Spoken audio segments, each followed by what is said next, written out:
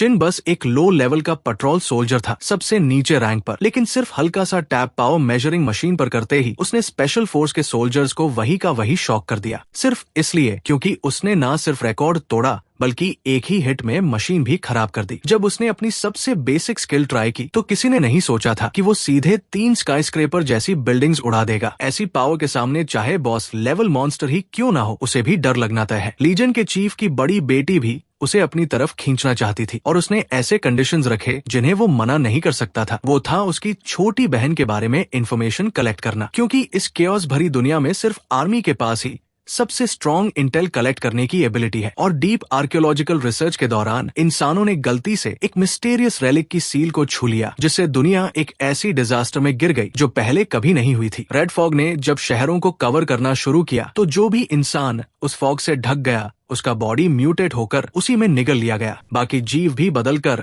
Blood colour monsters बन गए और वही फॉग का सहारा लेकर शहरों को डिस्ट्रॉय करने लगे। 3 दिन पहले का वो भयानक सीन आज भी नाम चिन के दिमाग में गहराई से बैठा हुआ है। 3 दिन पहले आर्मी ने अनाउंसमेंट करके लोगों को शांत रहने को कहा और घर से बाहर न निकलने की सलाह दी। उसी समय नाम चिन का पूरा फैमिली गाड़ी में था कि अचानक बाहर से दरवाजा खटखटाने की आवाज आई और किसी ने जोर से कहा कि तुरंत गाड़ी मोड़ो। उसके डैड गुस्से में सरकार पर ताना मारते हुए बोले कि जब आर्मी तक लगानी पड़ गई है तब भी इसे नेचुरल डिजास्टर बता रहे हैं। तभी उसकी छोटी बहन डरते हुए उसके पास आई और बोली कि उसे बहुत डर लग रहा है। बाहर का माहौल इतना अजीब और डरावना क्यों हो गया है और ये रेड फॉग आखिर है क्या? अचानक एक जोरदार ब्लास्ट हुआ और एक कार हवा में उछल गई और किस्मत देखो वही कार सीधा उनके फैमिली की गाड़ी की तरफ आ रही थी। नाम चिन ने तुरंत अपनी बहन का सिर पकड़कर उसे बचाने की कोशिश की और अगले ही पल जोरदार टक्कर में दोनों गाड़ियां ऐसे टकराई जैसे कोई ओरियो बिस्किट चिपक गया हो। टक्कर के बाद उसने तुरंत अपने पेरेंट्स से पूछा कि वो ठीक है या नहीं। उसके डैड ने दर्द में बताया कि उनका पैर फंस गया है और इससे भी बुरा ये था कि उसी वक्त पास से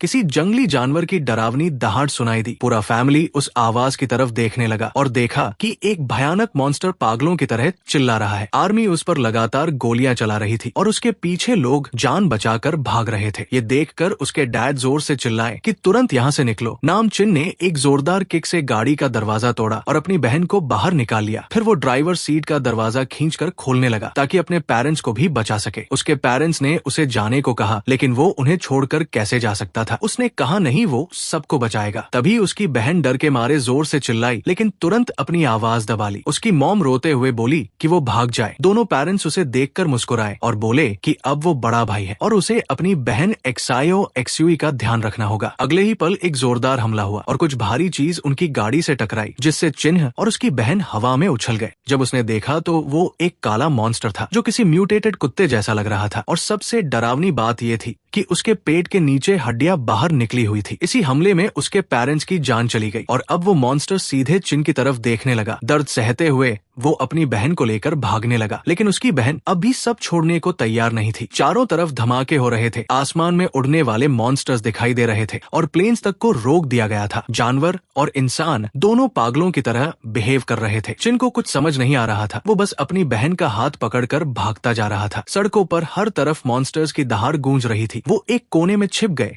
ताकि कोई उन्हें देख ना ले। उसने तुरंत सोचना शुरू किया और डिसाइड किया कि सुपरमार्केट में छुपना बेहतर रहेगा क्योंकि वहाँ कवर भी मिलेगा और सामान भी। शायद वो दोनों तब तक सर्वाइव कर पाएंगे जब तक रेस्क्यू ना आ जाए। जब उसने देखा कि मॉन्स्टर दूर जा चुका है तो उसने राहत की सांस ली लेकिन अगले ही पल उसकी बहन दर्द से चिल्लाने लगी और उसके चेहरे पर लाल निशान दिखने लगे। चिन ने देखा कि उसके अपने चेहरे पर भी वही निशान आ रहे हैं। उसकी बहन रोते हुए बोली कि उसे बहुत अजीब लग रहा है। उसे शक हुआ कि शायद रेड फॉग ज्यादा सांस में जाने से ऐसा हो रहा है। उसने तुरंत कपड़ा भिगोकर उसकी नाक ढक दी लेकिन अगले ही पल उसकी अपनी हालत और खराब होने लगी। उसका शरीर जलने लगा जैसे कुछ अंदर से बाहर निकलना चाहता हो। उसकी बहन घबरा गई और उससे पूछने लगी कि क्या हो रहा है। वो खुद को कंट्रोल करने की कोशिश कर रहा था ताकि वो म्यूटेट ना हो जाए लेकिन इसी हालत ने पास के मॉन्स्टर्स का ध्यान खींच लिया। उसकी बहन डरते हुए उससे कहने लगी कि वो उसे डराए नहीं। तभी उन्होंने देखा कि एक मॉन्स्टर उनकी तरफ बढ़ रहा है। अब वो पकड़े जा चुके थे और उनके पास भागने के अलावा कोई रास्ता नहीं था। लेकिन भागते समय चिन को महसूस हुआ कि कुछ गड़बड़ है। सामने भी एक मॉन्स्टर रास्ता रोक कर खड़ा था और फिर एक और आ गया। उसकी बहन डर के मारे पूछने लगी अब क्या करें। अजीब बात ये थी कि मॉन्स्टर्स तुरंत हमला नहीं कर रहे थे, जैस एक किसी चीज का इंतजार कर रहे हो। नामचिन ने उसे शांत रहने को कहा कि वो उसके साथ है। तभी अचानक एक और भी डरावनी दहाड़ सुनाई दी और आसमान से एक उड़ने वाला मॉन्स्टर नीचे उतरा। उसके उतरते ही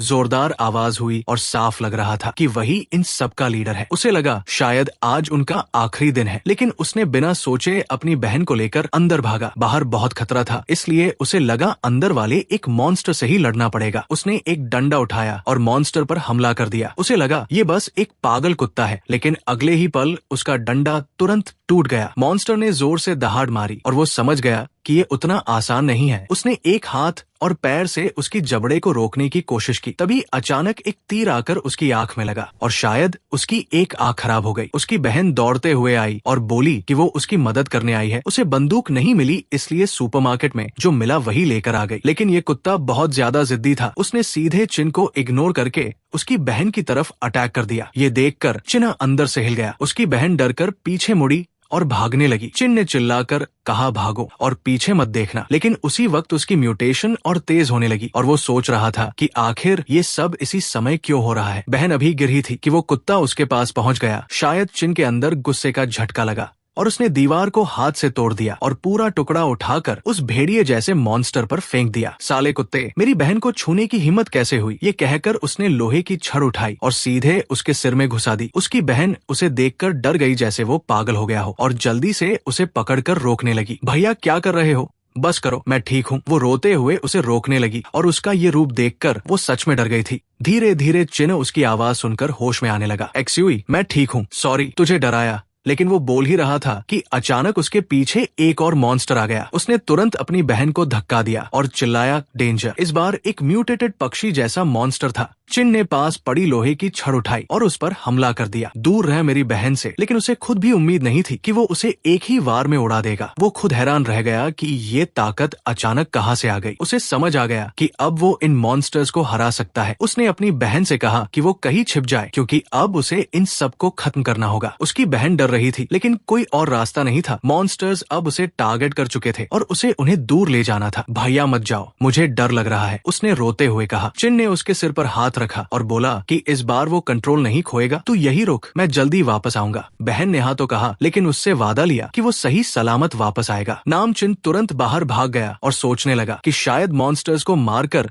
रेड एनर्जी एब्जॉर्ब करने से वो और स्ट्रांग हो रहा है। तुम्हारे अंदर जितनी ज्यादा एनर्जी होगी उतना ही मुझे फायदा मिलेगा, उसने सोचा और सामने वाले मॉन्स्टर को मारने की ठान ली। लेकिन अचानक वो मॉन्स्टर अकेला नहीं था, उसने पूरा झुंड बुला लिया। चिना हंस पड़ा, अच्छा तू खुद नहीं आएगा तो पहले तेरे छोटे मॉन्स्टर्स को खत्म करता हूँ। उसने एक वार में एक मॉन्स्टर को मारा, लेकिन तभी दूसरे ने उसके कंधे में काट लिया। वो दर्द से चिल्लाया और उसका गुस्सा और बढ़ गया। उसकी ताकत अचानक बढ़ गई और उसने दोनों मॉन्स्टर्स को दूर फेंक दिया। उसके हाथ बदलने लगे जैसे पंजे निकल आए हों और उन पर काले लाल रंग की एनर्जी चमक रही थी। ये है एनर्जी का असली एहसास। वो खुद हैरान था, लेकिन तभी ऊपर से आर्मी का हेलीकॉप्टर आया और उन्होंने बॉम्ब गिरा दिया। लीडर मॉन्स्टर जोर से गरजा और धमाके के साथ चारों तरफ धुआं फैल गया, लेकिन बॉम्ब सही जगह नहीं गिरा और मॉन्स्टर्स को कुछ नहीं हुआ। चिन बिल्कुल ठीक था। उसने तुरंत अपने पंजों से कई मॉन्स्टर्स को खत्म कर दिया, लेकिन उसकी हालत भी थोड़ी खराब हो रही थी। और जैसे ही वो नॉर्मल हुआ, उसे अपनी बहन एक्सायो याद आई। वो भागकर वापस आया, लेकिन वहाँ सिर्फ एक गुड़िया पड़ी थी। उसकी म्यूटेशन धीरे धीरे खत्म होने लगी और उसे समझ आ गया कि वो अपनी बहन को खो चुका है।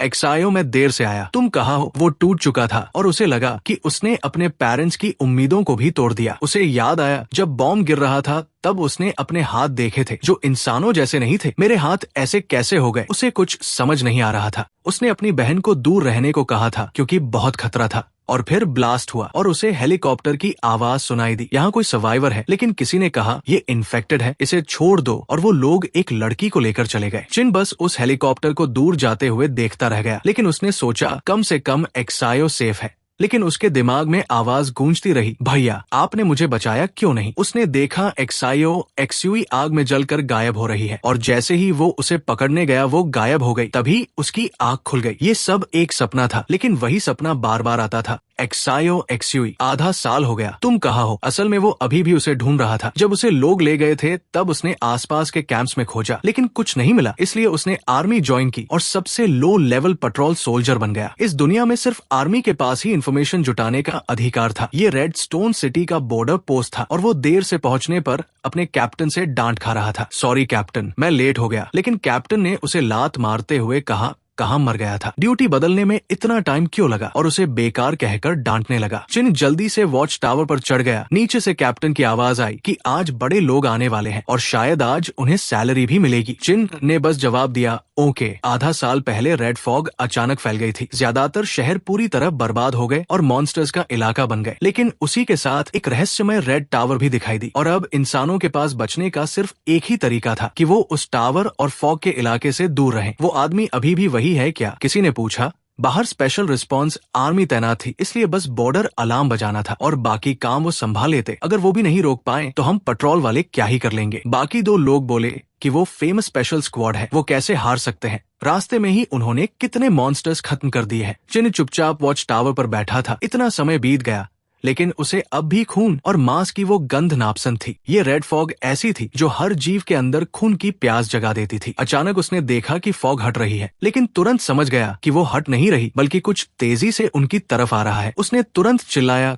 कैप्टन, कुछ गड़बड़ है, जरा देखो। कैप्टन ने लापरवाही से कहा, शायद छोटे मॉन्स्टर होंगे। लेकिन अगले ही पल फॉग तेजी से उनकी तरफ बढ़ने लगी। कैप्टन, ये स्पेशल स्क्वाड है। तभी दो लोग रेड फॉग से भागते हुए बाहर आए। किसी ने पूछा, सर क्या हुआ? लेकिन उन्होंने बस कहा, वापस जाओ। और अगले ही पल उनकी दर्दनाक चीख सुनाई दी। कैप्टन ने तुरंत रेडियो पर चिल्लाया, सब लोग फैल जाओ। लेकिन एक सेकंड में ही एक मॉन्स्टर ने उसकी वर्दी पकड़ ली और उसे हवा में उठा लिया। कैप्टन को लगा अब उसका काम खत्म है। ऊपर से चिन सब देख रहा था। रेड फॉग पूरी तरह छा चुकी थी और चारों तरफ सिर्फ चीखें सुनाई दे रही थी। भागो, वो आ गए हैं। चिन सीधे नीचे कूद गया और उतरते ही एक मॉन्स्टर को कुचल दिया। पास वाला मॉन्स्टर उस पर गरजने लगा, लेकिन अब वो पहले वाला चिन नहीं था। इतना एक्सपीरियंस खुद चलकर आए तो छोड़ना नहीं चाहिए। उसने जल्दी से दूसरे मॉन्स्टर को भी खत्म कर दिया और फिर उसकी एनर्जी एब्जॉर्ब करने लगा। अच्छा है, ये एब्जॉर्ब करने के बाद मैं थोड़ा और स्ट्रांग हो गया। उसने सामने खड़े 6 मॉन्स्टर्स को देखा, लेकिन उसे डर नहीं बल्कि एक्साइटमेंट हो रहा था। देखते हैं तुम मुझे कितना चैलेंज दे सकते हो। लेकिन तभी एक जोरदार आवाज हुई और का मॉन्स्टर उसके शरीर के आर पार उड़ता हुआ निकल गया। किसी ने उसे मार गिराया था।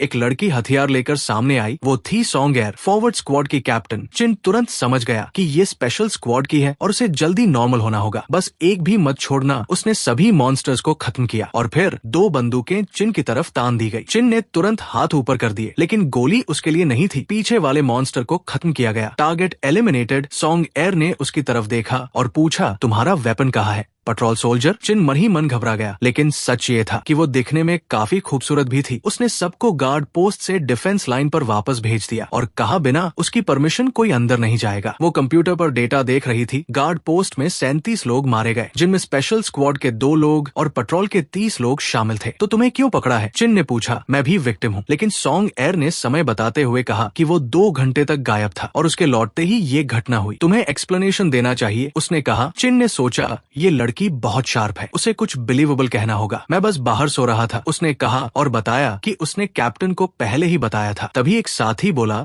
कि ये लड़का हर बार ड्यूटी में लेट होता है और कैप्टन इसे बचाता है। कैप्टन गुस्से में बोला, क्या बकवास कर रहा है, और उसे चुप करा दिया। सॉन्ग एयर ने सब देखकर सोचा कि पेट्रोल टीम में भी काफी प्रॉब्लम्स है। तभी इलाज करा रहा कैप्टन अचानक छींकने लगा। डॉक्टर ने कहा, चिंता मत करो, ये नहीं मरेगा। लेकिन कैप्टन को खुद भी भरोसा नहीं था। सॉन्ग एयर ने चिन की फाइल देखी। उसमें लिखा था कि वो 3 महीने पहले ही बेसिक कॉम्बैट ट्रेनिंग पास करके आया है। हमारे स्क्वाड के 2 लोग मारे गए और तुम बच गए। उसने शक से पूछा। चिन बोला कि वो डरपोक है इसलिए भाग गया। मैं पहले एथलीट था इसलिए तेज भाग सकता हूँ, उसने बहाना बनाया। सॉन्ग एयर ने पूछा, डरते हो तो आर्मी क्यों ज्वाइन की? क्या कोई और रीजन है? चिन के मन में सिर्फ एक जवाब था, अपनी बहन को ढूंढना। वो पिछले 6 महीने से मॉन्स्टर्स को मारकर उनकी एनर्जी एब्जॉर्ब कर रहा था ताकि खुद को कंट्रोल कर सके और फिर इंसान बन सके। उसने हर रेफ्यूजी कैंप में उसे ढूंढा, लेकिन वो नहीं मिली। लेकिन सामने वो सिर्फ चुप रहा। सॉन्ग एयर ने कहा, तुम सोल्जर होकर भी ड्यूटी छोड़कर भागे, रिपोर्ट नहीं किया। जानते हो इसका क्या मतलब है? चिन ने हंसकर कहा, क्या मुझे गोली गोली मारोगी। तभी सॉन्गर उसके पास आई और धीरे से उसके कान में बोली, तुम्हारे हाथों का क्या राज है? चिन चौंक गया, उसे लगा उसने सब देख लिया है। तुम झूठ बोल रहे हो, क्या छिपा रहे हो? तभी अचानक बाहर से एक जोरदार धमाका सुनाई दिया। सॉन्ग को लगा ये बस अर्थक्वेक है, लेकिन चिन को तुरंत समझ आ गया कि कुछ गड़बड़ है। ये एहसास उसे पहले भी हो चुका था और बिना समय गवाए वो सीधे बाहर भाग गया।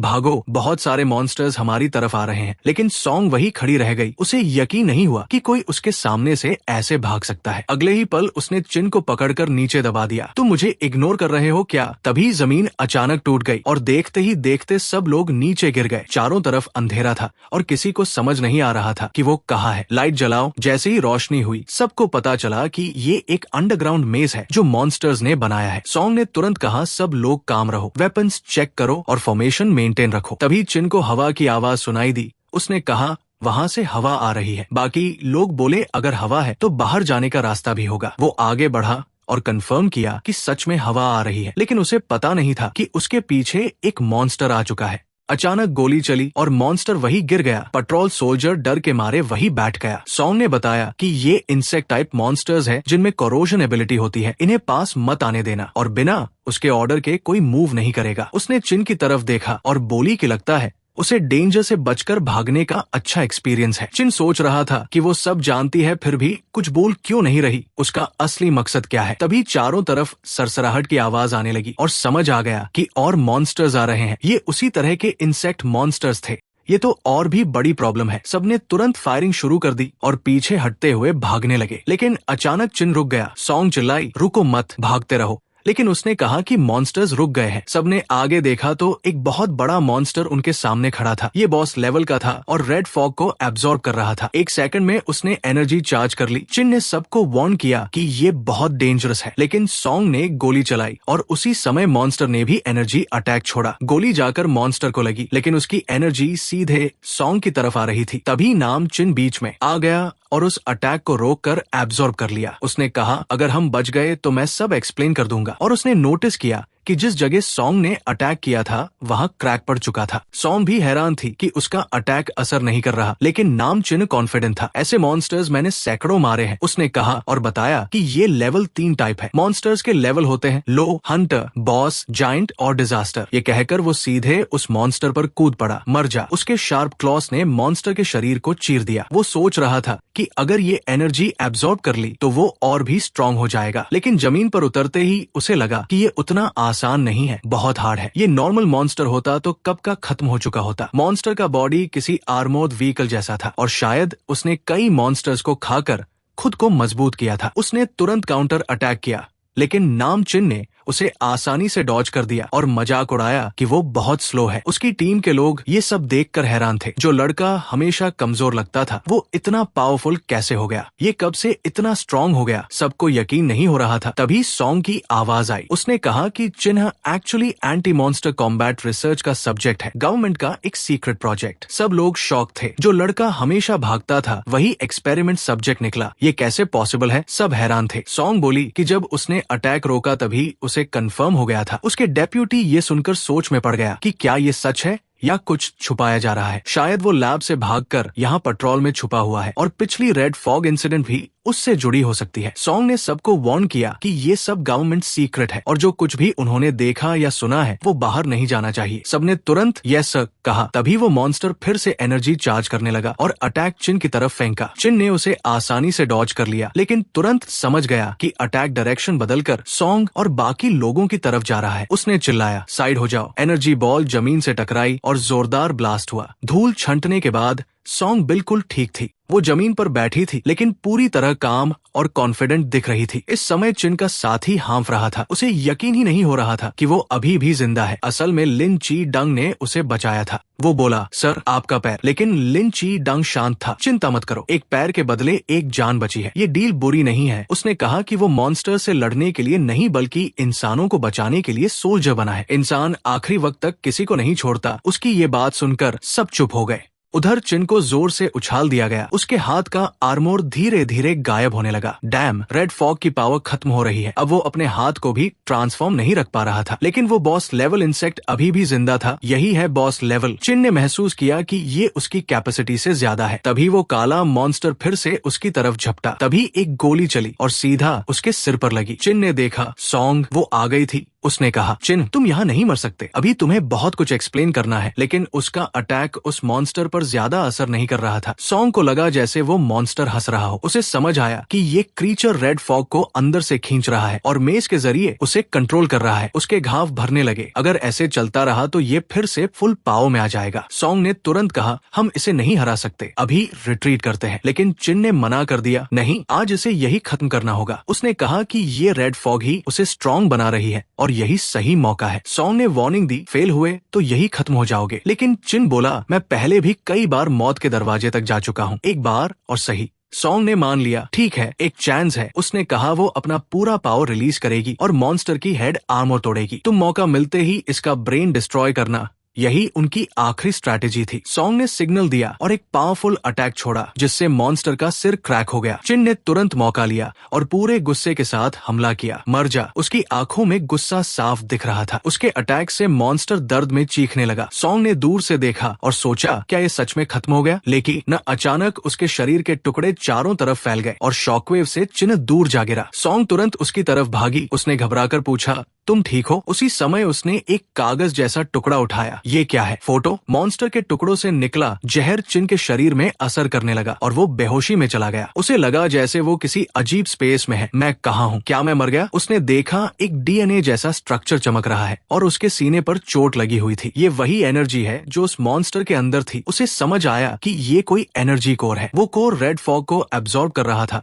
और उसे स्टोर भी कर सकता था। मतलब अब मैं ज्यादा एनर्जी लेकर भी कंट्रोल नहीं खोऊंगा। लेकिन अचानक उसे एहसास हुआ कि ये कोर लिमिटेड है। अगर ज्यादा भर गया तो मैं एक्सप्लोड हो जाऊंगा। तभी उसे आइडिया आया, उस मॉन्स्टर की तरह एनर्जी खर्च करके बैलेंस करना होगा। कुछ समय बाद वो हॉस्पिटल में था, लेकिन उसके शरीर से अभी भी रेड एनर्जी निकल रही थी। वो चिल्लाया, कंट्रोल में आ जाओ। तभी सॉन्ग अंदर आई। चिन, क्या कर रहे हो? लेकिन देर हो चुकी थी। चिन बेड से उछला और चिल्लाया, दूर हटो। और अगले ही पल जोरदार ब्लास्ट हुआ। रेड लाइट पूरे कमरे में फैल गई। सीन बदलता है। कुछ मिनट पहले एक बिल्डिंग में एक सोल्जर रिपोर्ट दे रहा था। सॉन्ग ने कहा, एक सोल्जर के लिए ये समझना जरूरी है, और लिन ची डंग को समझाया कि उसे खुद को दोष नहीं देना चाहिए। हॉस्पिटल में लिन ची डंग ने पूछा, सॉन्ग, चिन के साथ क्या हो रहा है? ऐसा एक्सपेरिमेंट मैंने कभी नहीं सुना। सॉन्ग ने साफ कहा, ये टॉप सीक्रेट है, तुम बस आराम करो। उसने उसे बैकलाइन ड्यूटी में भेजने का ऑर्डर भी ले लिया था। लेकिन लिन ची डंग बोला कि वो ये बात हायर अथॉरिटी तक पहुंचाएगा। सॉन्ग गुस्से में आ गई और उसका कम्युनिकेशन बंद कर दिया। उसने स्ट्रिक्ट ऑर्डर दिया, अब तुम कहीं नहीं जाओगे। फिर उसने पूछा,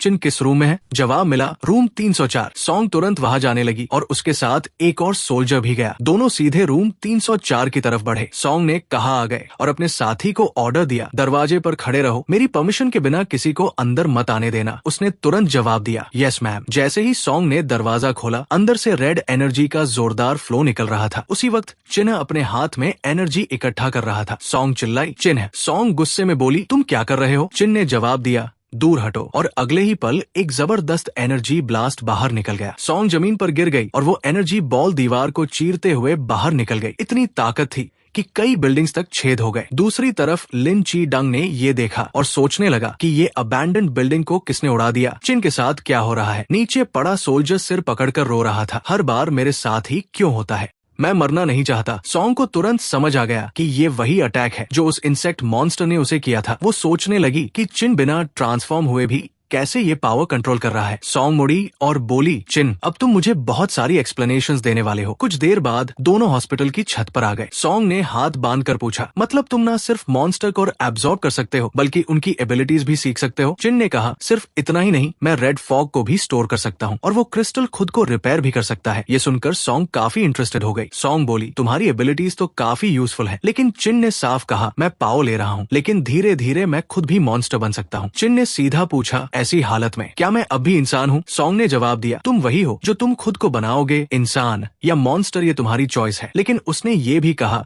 कि उसकी पावर एक वेपन भी है और एक खतरा भी। सॉन्ग बोली, तुम्हारे पास दो रास्ते हैं, पहला मेरी स्क्वाड ज्वाइन करो, दूसरा थ्रेट समझकर एलिमिनेट कर दिए जाओ। चिन ने दोहराया, एलिमिनेट। सॉन्ग बोली, तुम्हें लगता है सिटी की फोर्सेस तुम्हें नहीं रोक पाएंगी? फिर बोली, अभी शायद नहीं, लेकिन तुम खुद को बहुत अंडर एस्टिमेट कर रहे हो। और उसने ऑफर दिया कि उसकी टीम ज्वाइन करने से उसे रिसोर्सेज और प्रोटेक्शन मिलेगा। चिन ने सोचा कि वो खुद भी अनस्टेबल है और ये डील इतनी सिंपल नहीं हो सकती। चिन ने पूछा, तुम्हें मेरी इतनी जरूरत क्यों है? सॉन्ग मुस्कुराई और बोली, तुम स्मार्ट हो। उसने कहा कि उसे सच में उसकी जरूरत है, लेकिन वो दुश्मन नहीं है। फिर सॉन्ग बोली, इसे एक डील समझ लो। और चिन हैरान रह गया। उसके हाथ में XIO XUE की फोटो थी। चिन शॉक में आ गया। ये फोटो तुम्हारे पास कैसे आई? सॉन्ग बोली, अगर मैं चाहूँ तो तुम्हारा पूरा पास निकाल सकती हूँ। और उसने साफ कहा कि अगर वो स्क्वाड ज्वाइन करे तो वो पूरी इंटेलिजेंस नेटवर्क से उसकी बहन को ढूंढने में मदद करेगी। चिन सोच में पड़ गया। अकेले ढूंढने की लिमिट होती है और आर्मी में रैंक होने से उसे ज्यादा एक्सेस मिलेगा। आखिर चिन ने कहा, डील, लेकिन साथ में मजाक भी किया, सैलरी थोड़ी बढ़ा देना। सॉन्ग ने तुरंत उसे डांटा और कहा कि उसे हाईएस्ट पे मिलेगा। अब जाओ और फॉर्मेलिटीज कंप्लीट करो। चिन ने सैल्यूट किया और चला गया। जाते वक्त सॉन्ग ने उसे रोका और कहा, हॉस्पिटल का डैमेज मैंने पे किया है, बाद में तुम्हारी सैलरी से कटेगा। सॉन्ग अंदर ही अंदर सोच रही थी कि उसे किसी भी हालत में सोल्यूशन ढूंढना होगा। वही चिन सिर खुजाते हुए चला गया। आखिर पैसे तो देने ही पड़े। सॉन्ग उसे जाते हुए देखती रही और उसे लगा कि चिन के अंदर वो की है जो मॉन्स्टर्स को इंसान बना सकती है। सीन शिफ्ट, पेट्रोल बेस के बाहर एक गाड़ी रुकती है। चिन उतरता है और कान वायु से पूछता है, तू भी स्पेशल स्क्वाड ज्वाइन कर रहा है? कान वायु ने कॉन्फिडेंट होकर कहा, सॉन्ग और डेप्यूटी दोनों ने मुझे नोटिस किया है। वो बोला कि वो लॉजिस्टिक्स में जाएगा, लेकिन फ्यूचर में दोनों साथ काम करेंगे। चिन उसे देखता रहा जैसे उसे उसका नाम भी याद नहीं हो। तभी कान वायु ने पीछे इशारा किया, देख कैप्टन गु। चिन मुड़ा और देखा कि जिया जून को कुछ लोग घेर कर खड़े हैं। एक रेड हेयर वाला आदमी बोला, गु तेरी हालत देख, और उसने उसे पेट में लात मारी। वो हंसते हुए बोला, अब भी कॉम्पनसेशन मांग रहा है? वो था Jhang Shuey, city defence team का कैप्टन। कान वायु गुस्से में दौड़ा, लेकिन उसे पकड़ लिया गया। वो चिल्लाया, छोड़ो उसे, लेकिन कोई असर नहीं हुआ। शुई ने जिया की ठुड्डी पकड़ ली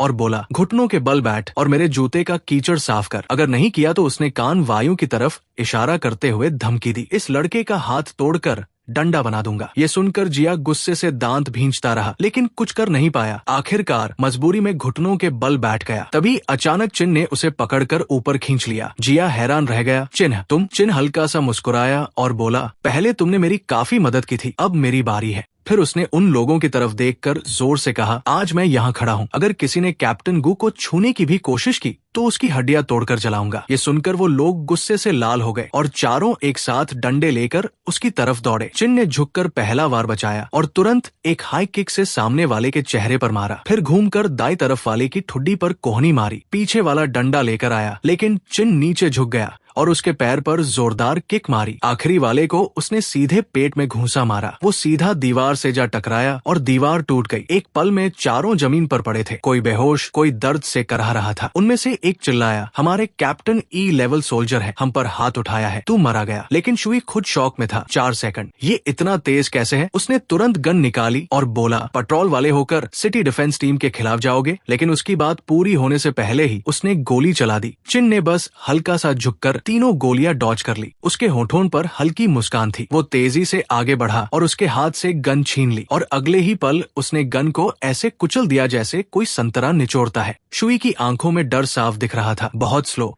चिन के हाथ से हल्का लाल धुआं निकल रहा था। शुई ने गुस्से में चाकू निकाला और हमला किया, लेकिन चिन ने एक हाथ से उसका हाथ पकड़ लिया। वो दर्द से कांपने लगा। चिन ने चाकू दूर फेंक दिया और उसका गला पकड़कर उसे हवा में उठा लिया। फिर बोला, अभी तुम कह रहे थे कैप्टन गु को घुटनों पर लाओगे? शुई कांपते हुए बोला, तुम क्या कर रहे हो? लेकिन चिन ने उसकी गर्दन और कस दी और उसे जोर से जमीन पर पटका। जमीन फट गई और शुई वही बेहोश हो गया। चारों तरफ खड़े लोग शौक में चिल्लाने लगे। इसने गोलियां डॉज कर ली और गन को हाथ से तोड़ दिया। चिन के हाथ पर लाल धुआं दिखाई दे रहा था। उसकी बॉडी मॉन्स्टर कोर से बहुत स्ट्रांग हो चुकी थी। बाकी लोग जल्दी से अपने घायल साथियों को उठाकर भाग गए। ये पागल है, ये मॉन्स्टर है। चिन नीचे झुककर जिया की छड़ी उठाने लगा। कान वायु ने उसके कंधे पर हाथ रखा। वो बोला, भाई आज तो तू पूरा वो गॉड लग रहा है। चिन ने पूछा, तू ठीक है? कान वायु बोला, हाँ मैं ठीक हूँ, मेरी बॉडी थोड़ी स्ट्रांग है। जिया ने छड़ी पकड़ी और बोला, चिन्ह धन्यवाद। चिन ने कहा, धन्यवाद किस बात का? पहले आपने मेरी मदद की थी, अब मेरी बारी थी। जिया थोड़ा हिचकिचाया, लेकिन अगर सिटी डिफेंस टीम बदला लेने आए तो? कान वायु ने तुरंत कहा, चिंता मत करो, अब हम स्पेशल स्क्वाड में हैं। Scene shift. स्पेशल स्क्वाड का temporary base red stone city. Song की आवाज आई, हैंडओवर प्रोसेस पूरा हुआ? चिन ने हल्का सा जवाब दिया, हाँ। सॉन्ग बोली, तुम्हारा एप्लीकेशन मैंने हेडक्वार्टर्स भेज दिया था। उसने अप्रूवल लेटर उसके सामने रखा। चिन मुस्कुराया, अच्छा है, काम जल्दी हो गया। फिर बोला, मतलब अब मैं ऑफिशियल मेंबर हूँ? सॉन्ग बोली, नहीं अभी नहीं, असली टेस्ट अब शुरू होगा। सॉन्ग ने कहा, तुम्हें तुरंत कैपिटल जाना होगा और फाइनल सिलेक्शन टेस्ट देना होगा। फिर बोली, लेकिन तुम्हारी स्ट्रेंथ देखकर लगता है तुम पास हो जाओगे। चिन मुस्कुराया, ठीक है, रिकॉर्ड तोड़ कर आता हूँ। अगली सुबह कैपिटल सिटी 4 मिलिट्री गाड़ियां सड़क पर दौड़ रही थी। सॉन्ग सिस्टम में डेटा दिखाते हुए बोली, ये कैपिटल है, यही स्पेशल स्क्वाड का मैं HQ है। चिन पीछे बैठा कान वायु से पूछता है, सुना है यहाँ D लेवल से ऊपर वाले ही होते हैं? कान वायु बोला, मैं तो लॉजिस्टिक्स में हूँ। सॉन्ग ने समझाया, कॉम्बैट और सपोर्ट अलग होते हैं। कान वायु हंसकर बोला, फिर भी मैं तुम्हारे काम आऊंगा। सॉन्ग ने आगे समझाया, जो लोग एबिलिटीज यूज कर सकते हैं उन्हें वॉरियर्स कहते हैं और उनकी रैंकिंग होती है SABCDE और मॉन्स्टर्स भी अलग अलग लेवल में होते हैं। ये 5 लेवल होते हैं। आमतौर पर E level warrior scout level monster को हरा सकता है। उसी तरह C level warrior boss level monster को, A और B level warrior giant level monster को और S level warrior disaster level monster को हरा सकता है। चिन ध्यान से सुन रहा था। इसके अलावा बीस्ट कोर की कंपैटिबिलिटी भी लेवल को अफेक्ट करती है। चिन ने पूछा, कंपैटिबिलिटी? सॉन्ग ने सिर हिलाया, हाँ।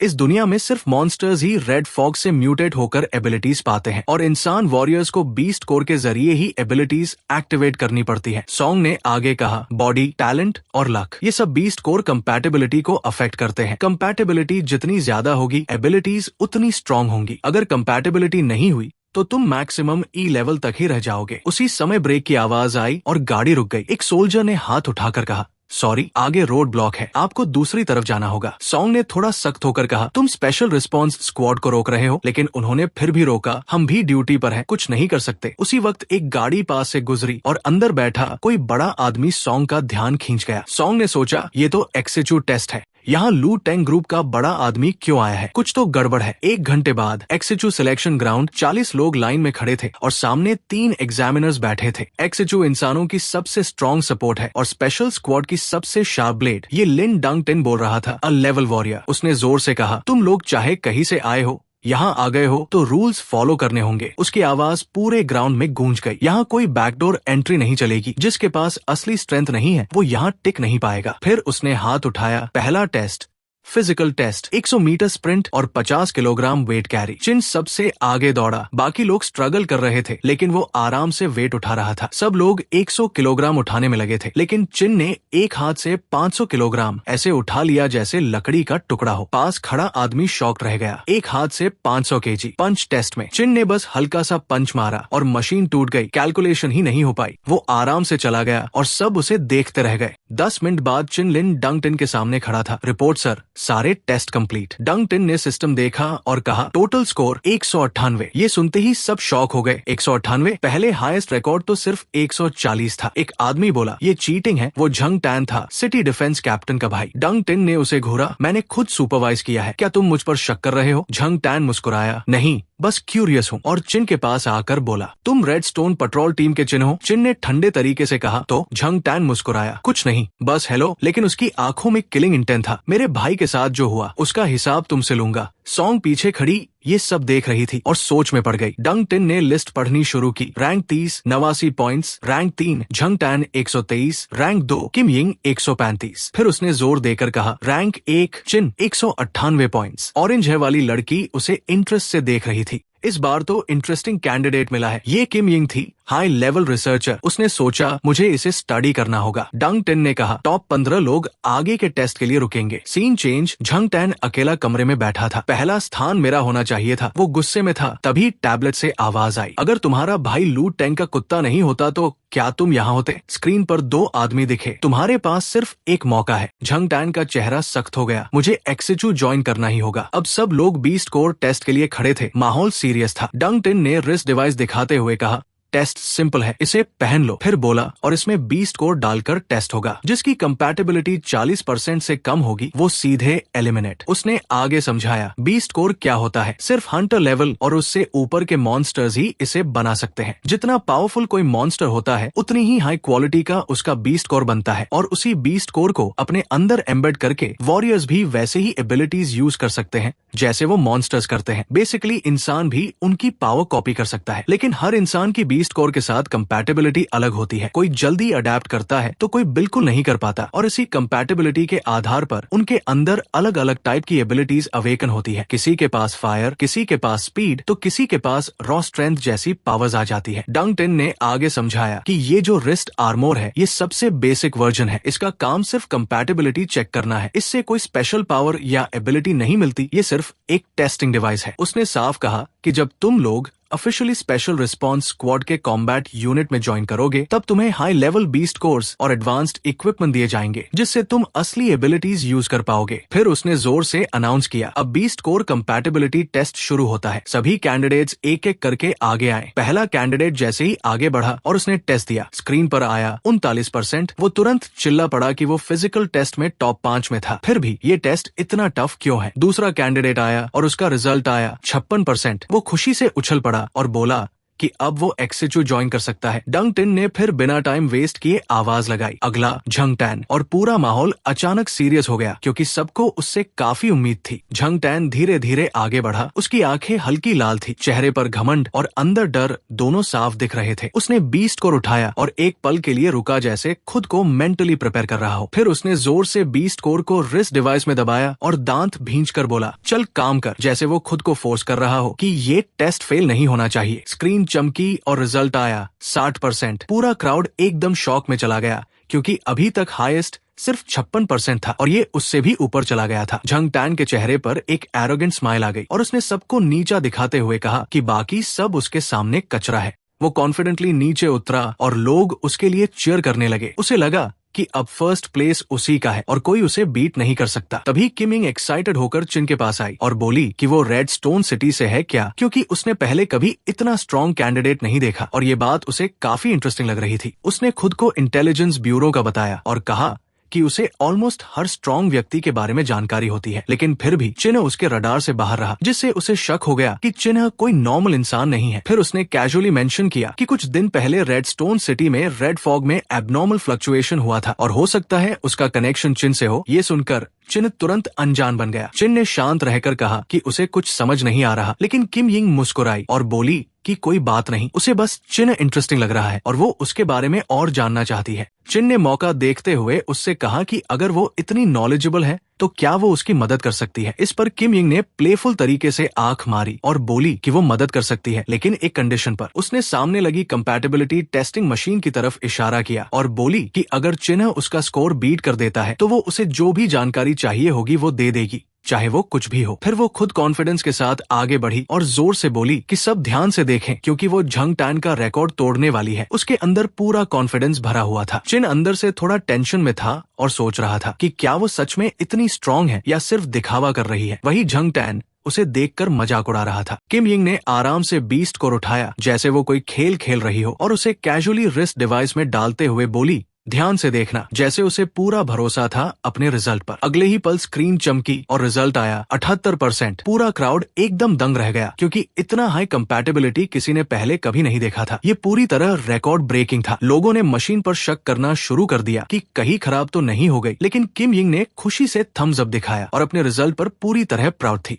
वो वापस चिन के पास आई और बोली कि देखा, उसने कहा था कि वो रिकॉर्ड तोड़ देगी। उसके चेहरे पर जीत की खुशी साफ झलक रही थी। झंग टैन अंदर से जल रहा था और सोच रहा था कि वो चिन के साथ साथ किम यिंग को भी नहीं छोड़ेगा। उसके अंदर रिवेंज की आग और तेज हो गई थी। अब आखिरी बारी थी चिन की। माहौल फिर से हैवी हो गया। चिन खुद भी थोड़ा सीरियस हो गया क्योंकि उसे एक्सायो एक्सयूई का क्लू चाहिए था और ये चांस वो खो नहीं सकता था। किम यिंग ने उसे टीज करते हुए पूछा कि क्या उसे प्रेशर महसूस हो रहा है, लेकिन चिन ने खुद को स्टेडी रखा और बोला कि वो रेडी है। उसने बीस्ट कोर को ध्यान से देखा और सोचा कि ये उसी टाइप का कोर है जिसे वो पहले एब्जॉर्ब कर चुका है, तो लॉजिकली उसकी कंपैटिबिलिटी हाई होनी चाहिए। चिन ने कॉन्फिडेंटली बीस्ट कोर को डिवाइस में लगाया और स्क्रीन पर अचानक रेड लाइट चमकी और सी लेवल डिस्प्ले हुआ। ये देखकर सब लोग स्टन रह गए क्योंकि ये लेवल यूजुअली स्क्वाड लीडर्स के पास होता है, लेकिन उसी वक्त सिस्टम ने एरर दिखाया और सब लोग कंफ्यूज्ड हो गए कि आखिर हुआ क्या है। माहौल पूरी तरह साइलेंट हो गया और सब स्क्रीन को घूरने लगे। फिर सिस्टम की आवाज आई, कंपैटिबिलिटी 0%। ये सुनते ही पूरा माहौल हिल गया और चिन खुद भी कुछ सेकंड के लिए शॉक में चला गया। झंग टैन जोर जोर से हंसने लगा और चिन का मजाक उड़ाने लगा कि वो इतना बड़ा दावा कर रहा था, लेकिन उसे बीस्ट कोर ने रिजेक्ट कर दिया। लेकिन चिन बाहर से काम था, उसने पैनिक नहीं किया। तभी अचानक उसे अपने हाथ में कुछ अजीब महसूस हुआ, जैसे अंदर कुछ बदल रहा हो। उसने देखा कि उसके हाथ में रखा बीस्ट कोर धीरे धीरे क्रैक होने लगा है और उसी मोमेंट उसे समझ आया कि उसका शरीर उस कोर को एब्जॉर्ब करने की कोशिश कर रहा है। उसकी आंखों में हल्की चमक आई और उसे एहसास हुआ कि सिचुएशन कंट्रोल से बाहर जा सकती है। ये कोई नॉर्मल रिएक्शन नहीं था। उधर किम यिंग कंट्रोल पैनल पर भाग कर गई और चिल्लाई कि 0% कंपैटिबिलिटी कभी नहीं हुआ, मिनिमम भी 1% होता है। वो इस डेटा को तुरंत रिकॉर्ड करना चाहती थी। झंग टैन ने मौका देखकर डंग टिन को भड़काया और कहा कि चिन ने बीस्ट कोर चुरा लिया है क्योंकि उसके हाथ में कोर गायब हो गया है। डंग टिन तुरंत गुस्से में आ गया और जोर से चिल्लाया, चिन अपने हाथ दिखाओ। पूरा माहौल टेंस हो गया और सबकी नजरें उस पर टिक गई। चिन ने हाथ उठाया तो सच में उसके हाथ में कुछ भी नहीं था। डंग टिन ने सख्त आवाज में पूछा कि बीस्ट कोर कहाँ गया। चिन ने तुरंत जवाब दिया कि उसे खुद नहीं पता क्या हुआ, लेकिन अंदर ही अंदर वो समझ चुका था कि अगर सच्चाई सामने आ गई तो उसे एक्सपेरिमेंट बना दिया जाएगा। तभी अचानक उसके हाथ से हेवी एनर्जी निकलने लगी जो सिचुएशन को और भी सस्पिशियस बना रही थी और उसे तुरंत कोई एक्सप्लेनेशन देना था। चिन ने रिस्क लेने का फैसला किया और सोचा कि वो इसे बीस्ट कोर एबिलिटी एक्टिवेशन की तरह दिखाएगा ताकि किसी को शक न हो, और वो इस सिचुएशन को संभालने की कोशिश कर रहा था क्योंकि एक गलत कदम उसकी जिंदगी खत्म कर सकता था। अब सबकी नजरें उसी पर थी और ये मोमेंट डिसाइड करने वाला था कि वो हीरो बनेगा या एक्सपेरिमेंट। उसी समय वो सारी एनर्जी एक जगह इकट्ठा होने लगी और धीरे धीरे शेप लेकर चिन के हाथ पर एक डरावना मॉन्स्टर जैसा हाथ बन गया। ये सीन देखकर झंग टैन समझ ही नहीं पाया कि ये आखिर क्या चीज है। डंग टिन तुरंत अपना वेपन लेकर आगे बढ़ा और जोर से चिल्लाया, सब अलर्ट हो जाओ, पीछे हटो। पूरा माहौल अचानक टेंशन से भर गया। किम यिंग ये देखकर हैरान हो गई, लेकिन फिर हंसते हुए बोली, ये बीस्ट ट्रांसफॉर्मेशन है? डंग टिन वही खड़ा रह गया शॉक में। क्या ये लड़का इन्फेक्टेड हो गया है?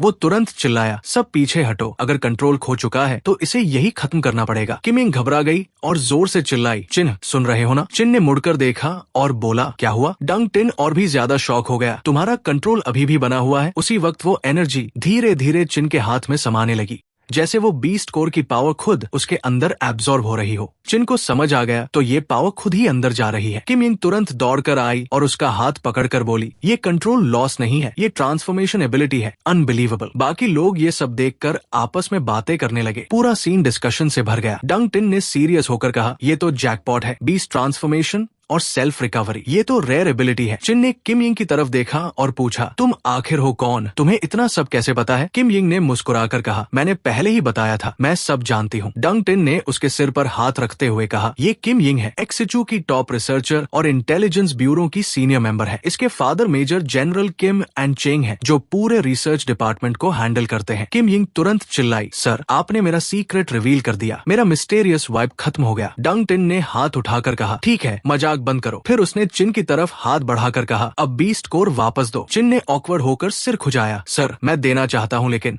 उसने अपने हाथ की तरफ इशारा किया, ये मेरे अंदर ही फंस गया है, बाहर नहीं आ रहा। फिर सब लोग आपस में काफी देर तक इस सिचुएशन पर बात करने लगे। झंग टैन ये सब देखकर अंदर ही अंदर जल रहा था। उसने सोचा बीस्ट कोर सच में उसके बॉडी में मर्ज हो गया है और सोचा कि उसे तुरंत लू टेंग ग्रुप को ये खबर देनी होगी, क्योंकि चिन्ह एक परफेक्ट एक्सपेरिमेंट बन सकता है। कुछ देर बाद लैबोरेटरी में चिन्ह एक मशीन के अंदर लेटा हुआ था और उसका पूरा बॉडी स्कैन हो रहा था। साइंटिस्ट्स आपस में बात कर रहे थे कि ऐसा केस उन्होंने पहले कभी नहीं देखा। बीस्ट कोर बॉडी के साथ फ्यूज हो चुका है, इसे आसानी से निकाला नहीं जा सकता। उसी समय किम एंड चेंग और किम यिंग वहां पहुंचे। साइंटिस्ट ने नर्वस होकर पूछा, सर आपका क्या ओपिनियन है? चेंग ने ठुड्डी पकड़कर हल्की मुस्कान के साथ कहा, ये रिसर्च के लिए परफेक्ट सब्जेक्ट है, इसके अंदर बहुत सीक्रेट्स है। डंग टिन भी वही था, उसने पूछा, सर ये लड़का आखिर है कौन? किम एंड चेंग ने जवाब दिया, तुम लोग अभी भी पुराने रूल पर चल रहे हो, 40% से कम वालों को रिजेक्ट करना। तभी सॉन्ग लियम ने कहा, अब और छुपाओ मत, सच्चाई बताओ। किम एंड चेंग ने कहा, ये डिवाइस हमने लू टेंग के साथ मिलकर बनाया है और मैं इसे सबसे ज्यादा समझता हूँ। किम यिंग पीछे से बोली, डैड जल्दी बताओ ना, सस्पेंस मत बनाओ। किम एंड चेंग का चेहरा सीरियस हो गया। इसका इसका रिजल्ट मशीन की लिमिट से बाहर है। इसकी कंपैटिबिलिटी थियोरेटिकल मैक्सिमम से भी ऊपर है, यानी 100% से ज्यादा। ये सुनते ही सब लोग शॉक में आ गए। डंग टिन तुरंत बोला, सर मैं आपके साथ चलता हूँ, और दोनों वहाँ से निकल गए। झंग टैन अंदर ही अंदर सोच रहा था, उसका कोर ब्लैक से रेड हो रहा है, शायद उसने नया बीस्ट कोर एब्जॉर्ब किया है। चिन अपने अंदर महसूस कर रहा था कि उसका कोर और स्ट्रॉन्ग हो रहा है। पहले बॉस लेवल मॉन्स्टर का कोर एब्जॉर्ब किया था तो उसकी एबिलिटी मिल गई थी। अब लो लेवल कोर एब्जॉर्ब करने से एबिलिटी नहीं मिली, लेकिन कोर स्ट्रॉन्गर हो गया। प्योरिटी बढ़ रही है, रेड एनर्जी ज्यादा स्टोर हो रही है, मतलब जितने स्ट्रॉन्ग मॉन्स्टर्स एब्जॉर्ब करूंगा उतना ही इवॉल्व होता जाऊंगा। Scene shift, special response HQ। पूरा बिल्डिंग एक स्ट्रॉन्ग और हैवी प्रेजेंस दे रहा था। सॉन्ग गुस्से में सॉन्ग लियम से बोली, चिन को मैंने रेकमेंड किया था, उसे मेरी टीम में आने से क्यों रोका जा रहा है? लियम ने सख्त आवाज में कहा, अपनी पोजीशन याद रखो, तुम एक कैप्टन हो, पर्सनल फीलिंग्स को ड्यूटी से ऊपर मत रखो। सॉन्ग बोली, मैंने प्रॉमिस किया था उसे। लियम ने कहा, एक सोल्जर का प्रॉमिस देश से होता है, किसी एक इंसान से नहीं। चिन अब डंग टिन की टीम में है, ये फैसला बदल नहीं सकता। अपने पोस्ट पर वापस जाओ, ये ऑर्डर है। सॉन्ग ने मजबूरी में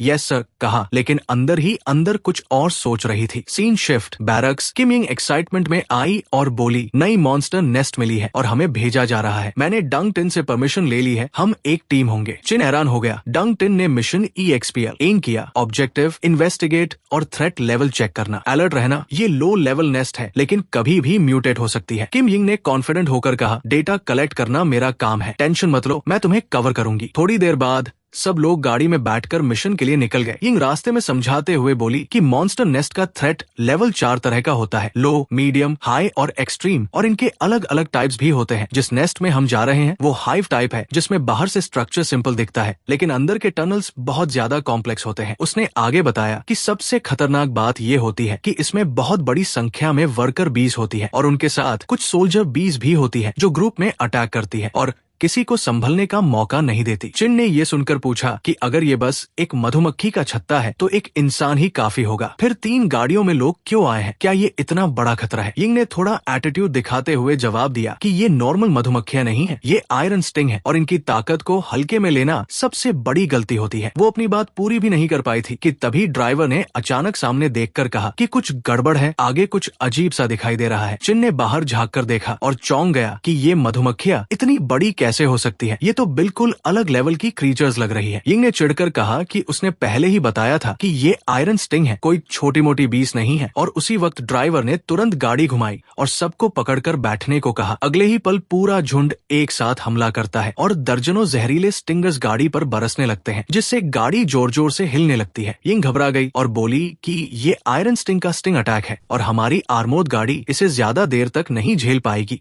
क्योंकि ये बहुत पावरफुल है। चिन ने तुरंत फैसला लिया और बोला कि बाहर के बीच वो संभाल लेगा और साथ में अपनी नई एबिलिटी भी टेस्ट कर लेगा, क्योंकि ये सही मौका है। गाड़ी लगातार अटैक झेल रही थी और हालत खराब होती जा रही थी। तभी चिन ने दरवाजा मेल्ट किया और बिना डरे सीधे बाहर कूद गया। उसने जाते जाते कहा कि बाकी लोग कवर ढूंढ ले और डिफेंसिव पोजीशन ले ले। चिन बाहर निकलते ही पूरे झुंड के सामने खड़ा हो गया और सीधे उनसे भिड़ गया। उसके मूव्स काफी तेज और कॉन्फिडेंट थे, जैसे उसे बिल्कुल डर नहीं लग रहा हो। ड्राइवर ये देखकर शॉक में आ गया और बोला कि ये कैसी एबिलिटी है, इसने गाड़ी का दरवाजा ही वेपन बना दिया, ऐसा पहले कभी नहीं देखा। यिंग हंसते हुए बोली कि ये ट्रांसफॉर्मेशन एबिलिटी है और टेस्ट के समय इसने बीस्ट कोर एब्जॉर्ब किया था, लेकिन उसने सोचा नहीं था कि ये अपनी एबिलिटी को ऑब्जेक्ट्स पर भी यूज कर सकता है, और ये बहुत रेयर और पावरफुल स्किल है जिसे उसे रिकॉर्ड करना ही पड़ेगा। तभी अचानक एक नीले रंग का अटैक बहुत तेज स्पीड से आया और सीधे चिन के आर्म गार्ड को पार कर गया, जिससे वो एक पल के लिए चौंक गया। उसने तुरंत महसूस किया कि ये अटैक बीस के स्टिंगर से भी ज्यादा डेंजरस है और उसकी डिफेंस को भी ब्रेक कर सकता है, जो कि बड़ी बात थी। चिन ने समझ लिया कि अगर उसने अटैक का सोर्स नहीं ढूंढा तो धीरे धीरे वो डैमेज लेकर हार सकता है, इसलिए उसने जोर से सबको वार्न किया कि यहाँ एक और एनिमी है। यिंग और ड्राइवर तुरंत गाड़ी से उतरकर पास की एक बड़ी चट्टान के पीछे छुप गए और बाकी लोगों को भी वही आने को कहा ताकि वो सुरक्षित रह सके। उसी समय दूसरी गाड़ी से एक सोल्जर फायर थ्रोअर लेकर बाहर आया और बोला कि ये बीस आग से डरती है, इसलिए वो अटैक करेगा। और जैसे ही वो खुली जगह में आया, एक नीले स्पाइक ने उसे हिट कर दिया। वो स्पाइक उसके फ्यूल टैंक को चीर गया और अगले ही पल बड़ा एक्सप्लोजन हुआ, जिससे वो सोल्जर वही खत्म हो गया। चिन ये देखकर और अलर्ट हो गया और उसने जोर से पूछा कि ये ब्लू अटैक्स कहाँ से आ रहे हैं, क्योंकि ये क्लियरली किसी और एनिमी का काम है। यिंग ने तुरंत टैबलेट पर डेटा चेक किया और बताया कि ये क्वीन बी है जो हंटर लेवल की है और उसका पॉइजन आर्मोर को भी डिसोल्व कर सकता है। उसने साफ कहा कि ये इन्फॉर्मेशन गलत थी और ये कोई लो लेवल नेस्ट नहीं बल्कि उससे कहीं ज्यादा डेंजरस सिचुएशन है। चिन ने तुरंत फैसला लिया और कहा कि वो क्वीन को खत्म करेगा और बाकी 20 यिंग संभाल ले। यिंग तुरंत एक्शन में आई और अपनी वाइंड एबिलिटी एक्टिवेट कर दी, जिससे आसपास की हवा अचानक बहुत तेज हो गई और स्टॉर्म जैसा माहौल बन गया। उसने जोर से कमांड दी और हवा के प्रेशर से 20 पीछे हटने लगी और रेड फॉग भी हट गई, जिससे विजिबिलिटी साफ हो गई। अब क्वीन भी साफ दिखाई दे रही थी और चिन ने तुरंत उसे टारगेट कर लिया और फोकस पूरी तरह उसी पर कर दिया। उसने शील्ड को ट्विस्ट करके एक लंबा और शार्प स्पीयर बना लिया और अटैक के लिए तैयार हो गया। चिन ने जमीन पर जोर से पैर मारा और पूरी ताकत से जंप लेकर स्पीयर को क्वीन की तरफ फेंका और उसके साथ रेड एनर्जी भी निकली। स्पीयर सीधा क्वीन को लगा और वो दर्द से चिल्लाई, लेकिन गिरने के बजाय अभी भी खड़ी रही, जिससे सब लोग शॉक में आ गए। यिंग को यकीन नहीं हुआ कि इतना स्ट्रॉन्ग अटैक भी उसे खत्म नहीं कर पाया और उसने समझ लिया कि ये एनिमी एक्सपेक्टेड से ज्यादा पावरफुल है। उसने तुरंत चिन को चिल्लाकर कहा कि उसे भागने मत देना, क्योंकि ये इवॉल्व होकर और भी खतरनाक बन सकती है। लेकिन चिन जमीन पर गिर गया और बोला कि उसकी एनर्जी खत्म हो गई है और अगर रेड फॉग होती तो वो लड़ाई जारी रख सकता था। यिंग नीचे झुककर मजाक में बोली कि क्या वो नाटक कर रहा है या उसे सीपीआर चाहिए, जिससे माहौल थोड़ा हल्का हो गया। चिन ने भी जवाब दिया कि उसे बच्चों में इंटरेस्ट नहीं है और यिंग तुरंत गुस्से में आ गई कि उसे बच्चा किसने कहा। फिर उसने उसे एक कैंडी दी और बोली कि पहले इसे खा ले और आराम कर ले, क्योंकि उसे रिकवरी की जरूरत है। तभी दौड़ता हुआ आया और पूछा कि क्या वो लोग ठीक है। चिन ने कहा कि सब ठीक है और पहले एरिया सिक्योर करना जरूरी है। उसने कहा कि बैटलफील्ड साफ करो और टेम्पररी बेस बनाओ, क्योंकि सिचुएशन अभी भी रिस्की है और रिपोर्ट भी भेजनी होगी। यिंग ने मुस्कुराते हुए कहा कि रिपोर्ट तो पहले ही भेज दी गई है और सबकी नजर सामने एक उभरी हुई जगह पर गई। उसने डिवाइस देखकर बताया कि रेड फॉग का लेवल अभी लो है, वो प्रोटेक्टिव गियर पहनकर अंदर जा सकते हैं।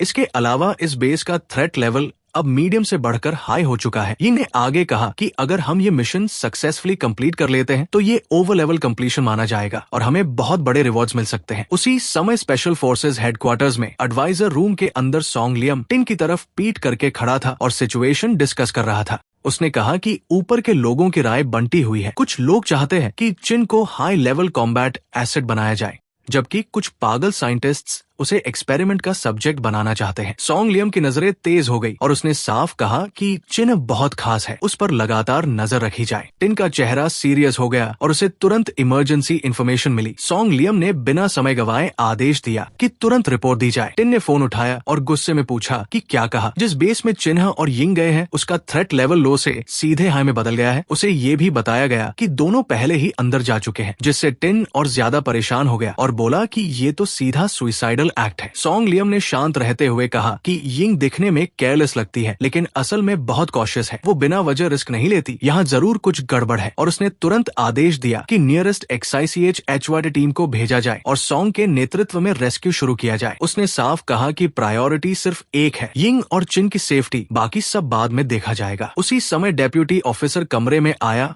और रिपोर्ट देने लगा। टिन उसे देखकर थोड़ा सरप्राइज्ड हुआ, क्योंकि वो हॉस्पिटल में होना चाहिए था। सॉन्ग लियम ने सीधे पूछा कि तुम यहाँ क्या कर रहे हो। फिर बिना वक्त गवाए उसे ऑर्डर दिया कि वो तुरंत सॉन्ग के पास डेप्यूटी के रूप में रिपोर्ट करे। डेप्यूटी ने बिना सवाल किए आदेश मान लिया और चला गया। टिन के चेहरे पर इरिटेशन साफ दिख रहा था, क्योंकि उसे समझ आ गया था कि ये सब पहले से प्लान किया गया था। सॉन्ग लियम ने हल्का इशारा किया और उसे जाने को कहा। अंदर ही अंदर वो सोच रहा था कि वो अपनी बेटी सॉन्ग की मदद बस इतनी ही कर सकता है। दूसरी तरफ चिन और यिंग अंदर बेस में आगे बढ़ रहे थे और सी ही सोच रहा था कि सिर्फ वही और यिंग प्रोटेक्टिव सूट की वजह से रेड फॉग को सह सकते हैं। यिंग ने डिवाइस देखकर कहा कि एनर्जी रीडिंग्स में ज्यादा बदलाव नहीं है, लेकिन उसे कुछ अजीब जरूर लग रहा था। उसने चिंता जताई कि अगर क्वीन बी बॉस लेवल तक इवॉल्व हो गई तो सिचुएशन बहुत खतरनाक हो जाएगी। तभी चिन ने अचानक यिंग को रोका और सामने देखते ही दोनों के चेहरे बदल गए, क्योंकि सामने एक विशाल इवोल्व्ड आयरन स्टिंग क्वीन खड़ी थी। वो पहले से कहीं ज्यादा बड़ी और डरावनी थी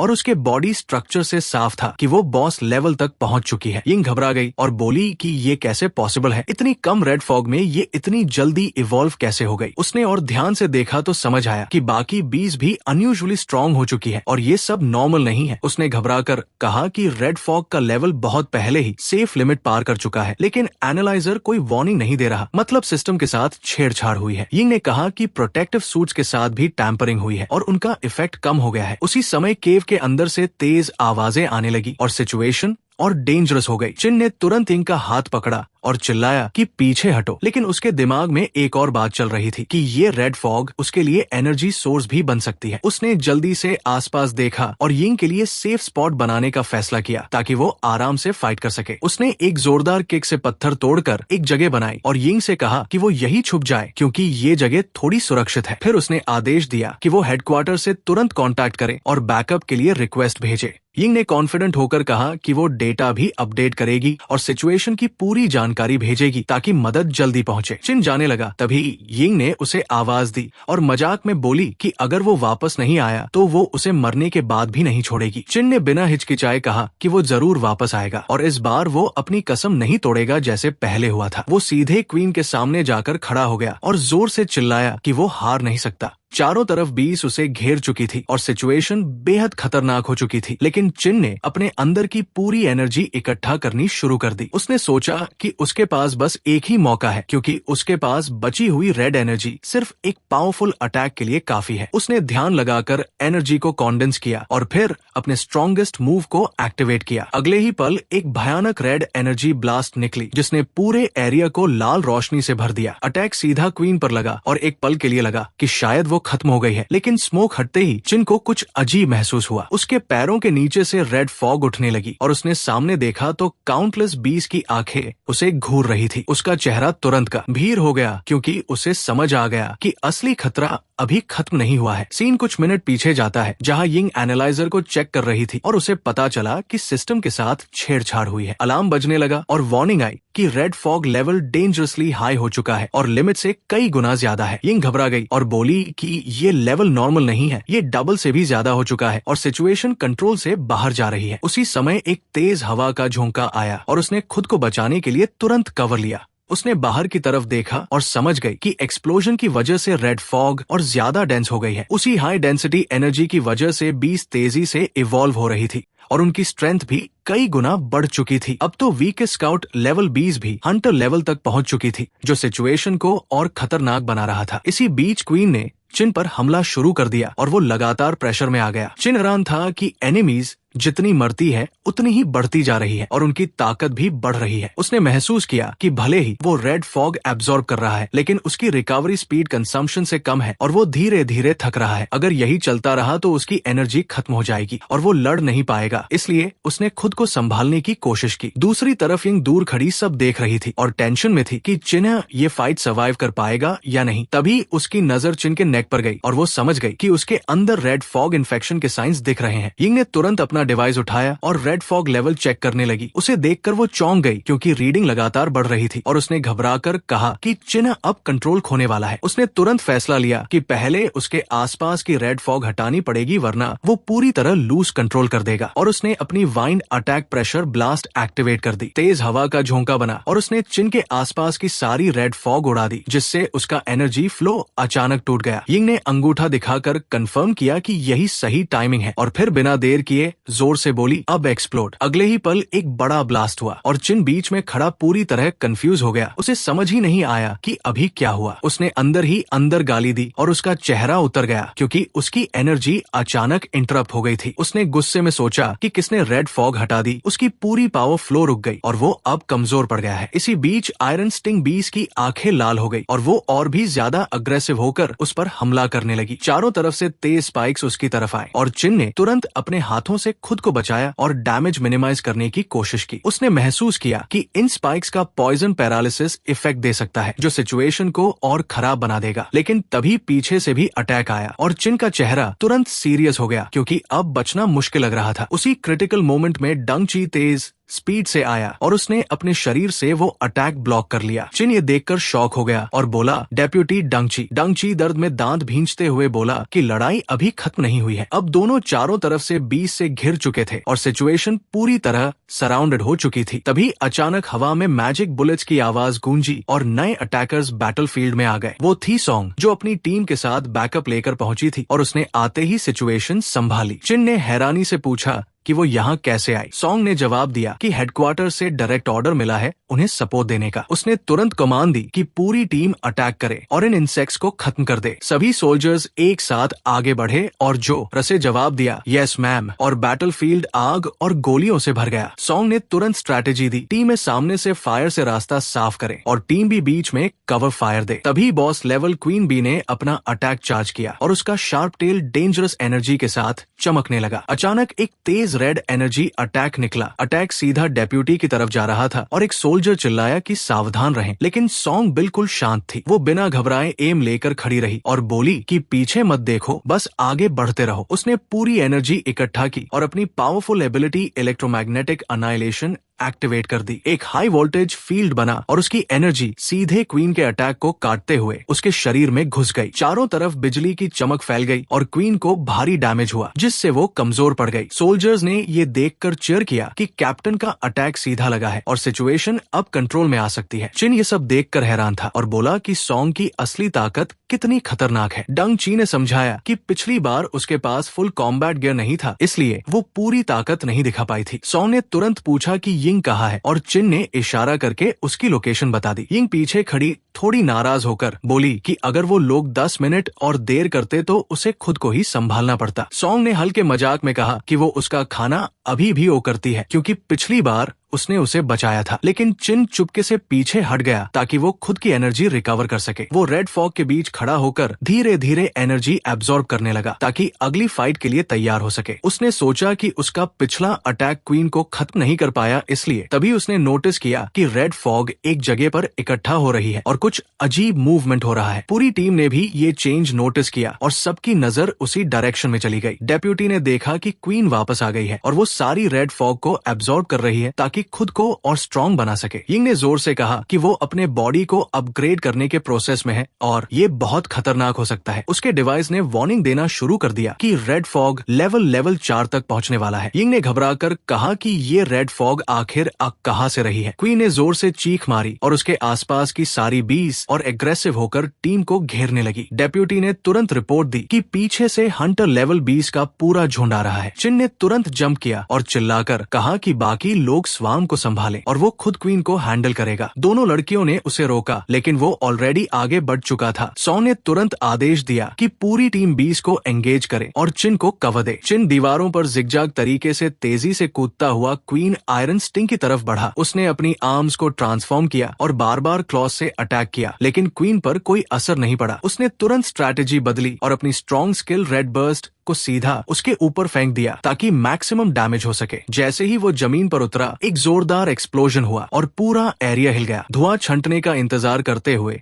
चिन ध्यान से देखने लगा कि क्या अटैक सफल हुआ या नहीं, लेकिन तभी स्मोक के अंदर से एक तेज अटैक उसकी तरफ आया। अटैक बहुत फास्ट था, लेकिन उसने सही टाइमिंग पर डॉज कर लिया और तुरंत समझ गया कि सिर्फ एनर्जी अटैक से इसे खत्म करना पॉसिबल नहीं है। तभी उसकी नजर क्वीन के छोड़े हुए शार्प स्पाइक पर पड़ी। वो आगे बढ़ा, उस स्पाइक को उठाया और अपनी ट्रांसफॉर्मेशन एबिलिटी से उसे एक तलवार में बदल दिया। क्वीन लगातार स्पाइक्स फेंक रही थी, लेकिन चिन उन पर स्टेप करके आगे बढ़ता गया। उसने एक स्पाइक को बीच से काटा और अपने बचे हुए सारे रेड एनर्जी को उस स्वॉर्ड में कॉन्सेंट्रेट कर दिया। उसने दांत भींचकर कहा कि अगर दुश्मन ने उसे हथियार दिया है तो वो उसी से उसका अंत करेगा। अगले ही पल उसने पूरी ताकत से रेड स्लैश मारा जो सीधे क्वीन के सिर से नीचे तक चला गया। क्वीन का शरीर 2 हिस्सों में कट गया और कुछ सेकंड बाद उसके अंदर से एक और एक्सप्लोजन हुआ। धुएं के बीच से एक चमकता हुआ रेड कोर सामने आया और उसकी आंखों में चमक आ गई, क्योंकि ये बॉस लेवल 20 कोर था। वो धीरे धीरे आगे बढ़ा, उसे उठाया और हल्की मुस्कान के साथ बोला